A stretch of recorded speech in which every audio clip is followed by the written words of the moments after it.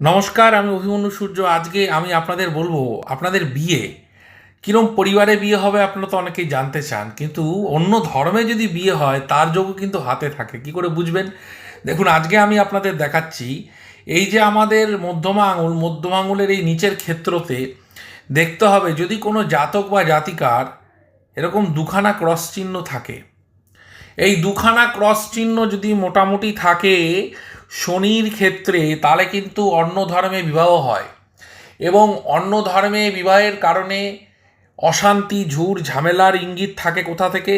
দেখুন, যদি দেখা যায় যে এই রেখার সাথে আপনার হাতে এই অংশ থেকে, এই যে এই হাতটিতে লক্ষ্য করুন, একাধিক ট্যাপ নেমেছে এবং এই ট্যাপের সাথে যদি এরকম এরকম জাল চিহ্ন থাকে, তাহলে বহু ক্ষেত্রে এই বিধর্মীকে বিয়ে করে তার দ্বারা ক্ষতি, তার দ্বারা ধর্ম পরিবর্তন, সে আপনাকে বিভিন্ন রকম ব্ল্যাকমেল করে অর্থ লুট করা থেকে শুরু করে এবং যত রকম ক্ষতি, কিডন্যাপিংয়ের মতো বিষয়। অনেকেই আছে যেসব মেয়েদের বিধর্মীরা বিয়ে করে আরবে পাচার করে দেয়। এই ধরনের যে যোগগুলো যদি দেখা যায় এই জাল চিহ্ন এবং সাথে দুটো ক্রস চিহ্ন আছে, তাহলে কিন্তু তারা অপোজিট যাকে বিয়ে করবে বিধর্মীকে, তার দ্বারা তার ক্ষতি হবে, তার দ্বারা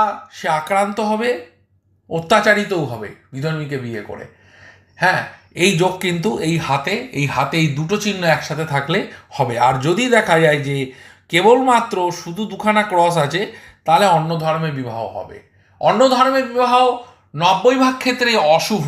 90% ক্ষেত্রেই অন্য ধর্মে বিবাহ কিন্তু শুভ হয় না। ভগবদ গীতা বলছে অন্য ধর্মে বিবাহ করা উচিত না, অনুচিত। ধন্যবাদ।